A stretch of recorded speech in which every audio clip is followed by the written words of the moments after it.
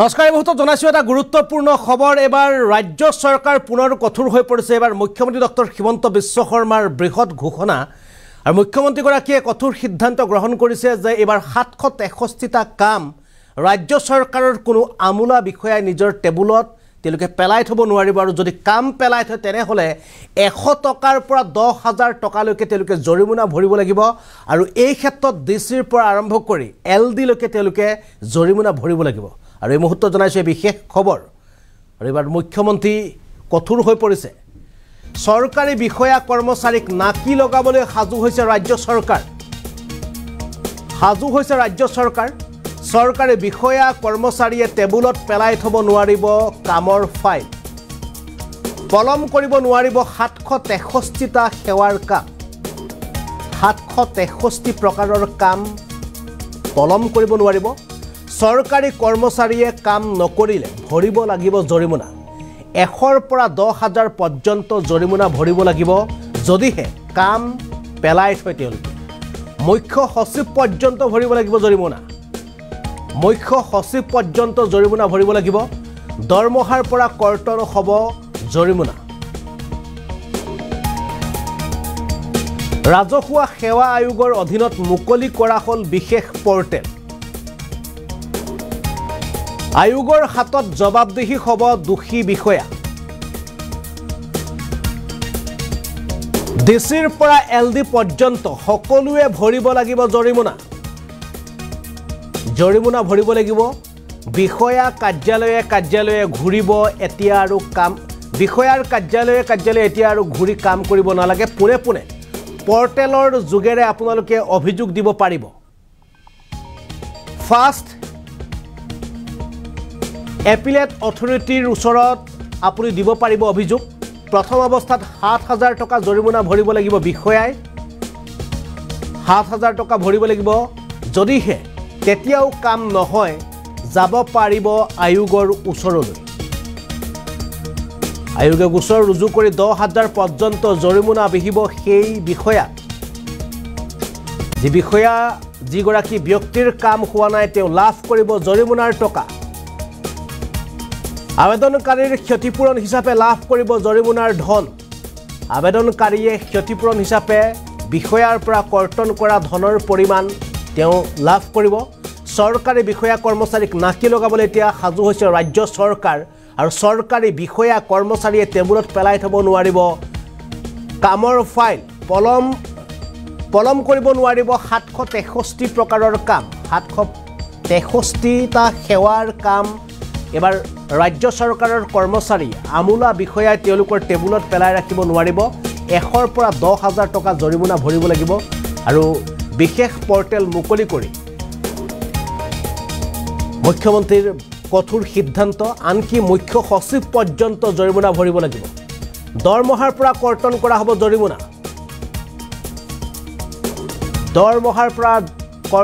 হ'ব জৰিমনা ৰাজ্যৰ সেৱা আয়োগৰ অধীনত মুকলি কৰা হ'ল বিশেষ পৰ্টেল আয়োগৰ হাতত জবাবদিহি হ'ব দোষী বিষয়া ডিচিৰ পৰা এলডি পৰ্যন্ত ভৰিব লাগিব জৰিমনা ডিচি লৈকে হাৰি নাযায়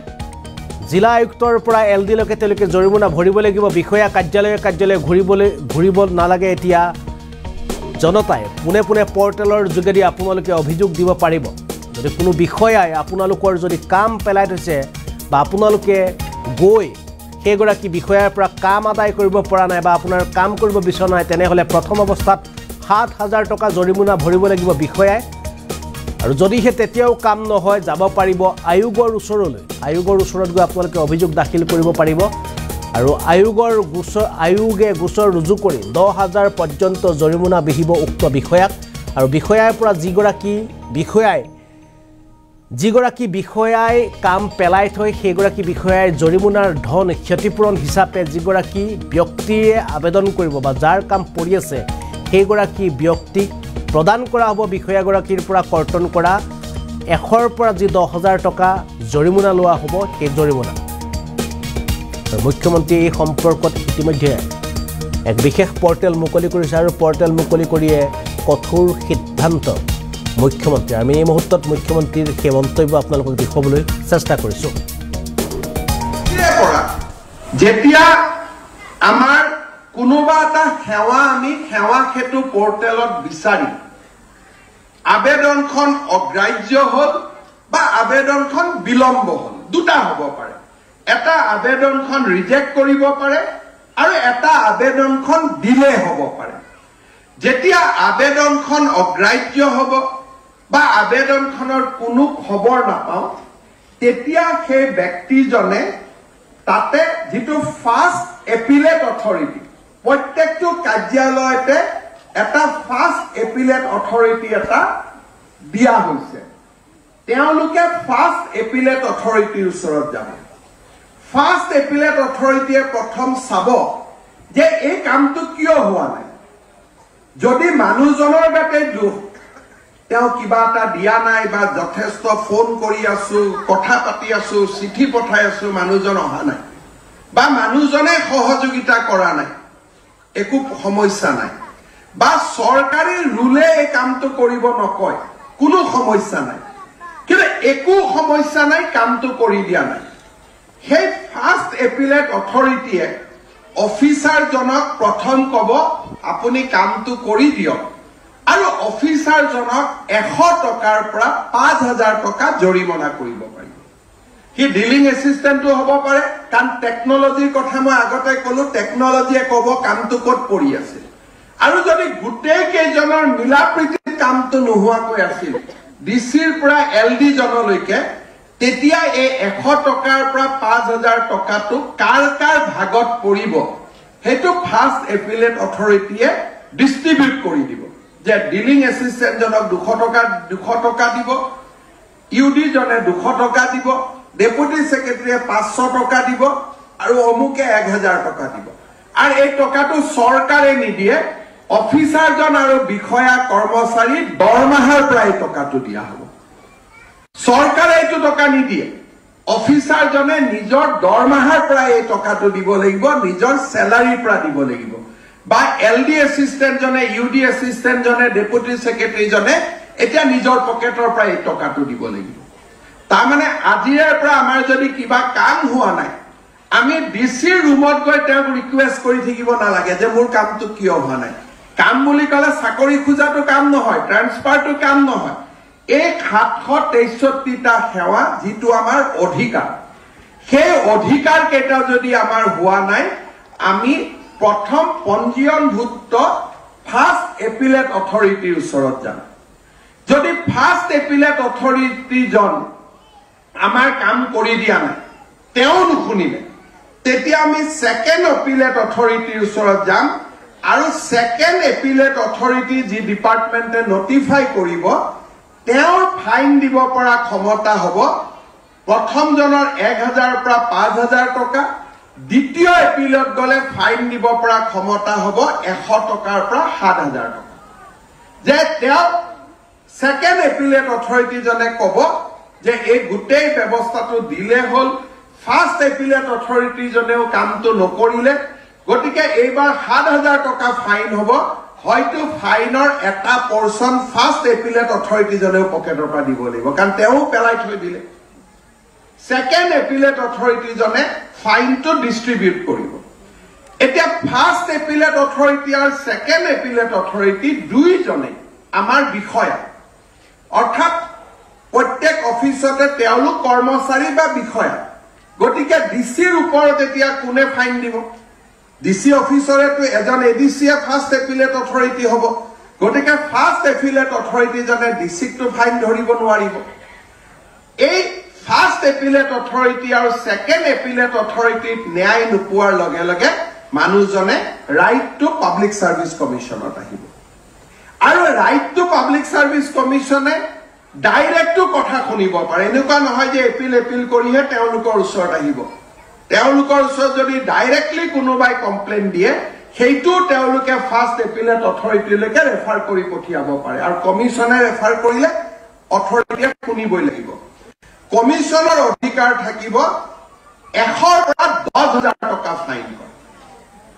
যে অফিচাৰজনে কামটো কৰি দিয়া নাই মই চালু আৰু 100ৰ পৰা 10,000 টকা তেওঁ ফাইন কৰিব পাৰিব আৰু কমিশনাৰ এই RTPS কমিশন জনে মুখ্য সচিবকো 10,000 টকা ফাইন কৰিব পাৰিব অৰ্থাৎ অসম চৰকাৰৰ চিফ সেক্ৰেটাৰীকো যিকোনো প্ৰিন্সিপাল সেক্ৰেটাৰী কমিশনাৰ যদি সেক্ৰেটাৰিয়েটৰ কিবা ভুলৰ কাৰণে বা আমি কাগজ ৰখাই থৈছো আমি কৰিব দিয়া নাই এই 762টা সেৱাৰ ভিতৰত সব কাম নহয় only the 760 works ইয়াৰ কাৰণে ইভেন মুখ্য সচিবকো ফাইন কৰিব পাৰিব আৰু যেতিয়া কমিশনে 10,000 টকা ফাইন কৰিব এই টকাটো তেওঁ চৰকাৰৰ পৰা লৈ দিব নোৱাৰে তেওঁ নিজৰ পকেটৰ পৰা দিব লাগিব অৰ্থাৎ নিজৰ দৰমহাৰ পৰা দিব লাগিব অৰ্থাৎ সাধাৰণ আৰু কাক দিব লাগিব যাৰ কামটো দিলে হল ইমান মানুহজনে এই টকাটো পাব এই টকাটো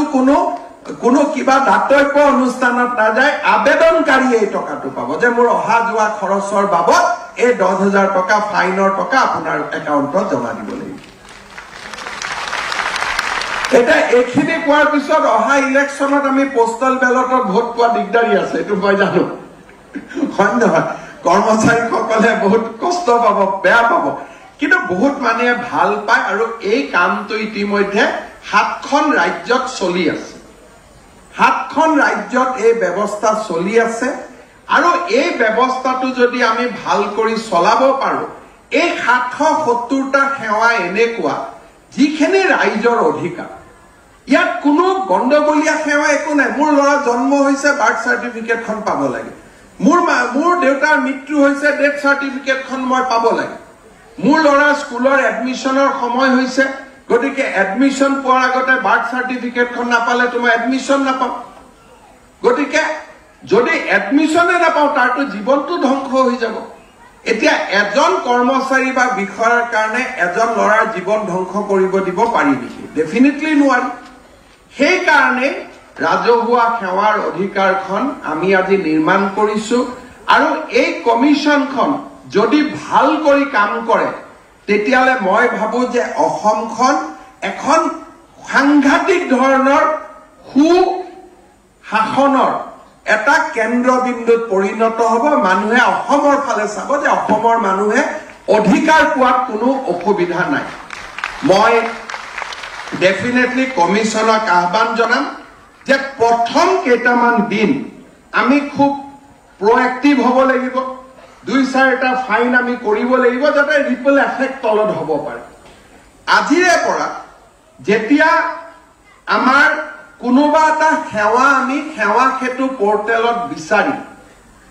আবেদনখন অগ্ৰাহ্য হ'ল বা আবেদনখন বিলম্ব হ'ল দুটা হ'ব পাৰে এটা আবেদনখন ৰিজেক্ট কৰিব পাৰে আৰু এটা আবেদনখন ডিলে হ'ব পাৰে যেতিয়া আবেদনখন অগ্ৰাহ্য হ'ব বা আবেদনখনৰ কোনো খবৰ নাপাও তেতিয়া সেই ব্যক্তিজনে তাতে যেটো ফাৰ্স্ট এপিলেট অথৰিটি প্ৰত্যেকটো কাৰ্যালয়তে এটা ফাৰ্স্ট এপিলেট অথৰিটি এটা দিয়া হৈছে তেওঁলোকে ফাৰ্স্ট এপিলেট অথৰিটিৰ ওচৰত যাব ফাৰ্স্ট এপিলেট অথৰিটিয়ে প্ৰথম চাব যে এই কামটো কিয় হোৱা নাই যদি মানুহজনৰ গাতে দুখ তেওঁ কিবা এটা দিয়া নাই বা যথেষ্ট ফোন কৰি আছো কথা পাতি আছো চিঠি পঠাই আছো মানুহজন অহা নাই বা মানুহজনে সহযোগিতা কৰা নাই একো সমস্যা নাই বা চৰকাৰী ৰুলে এই কামটো কৰিব নকয় কোনো সমস্যা নাই কিন্তু একো সমস্যা নাই কামটো কৰি দিয়া নাই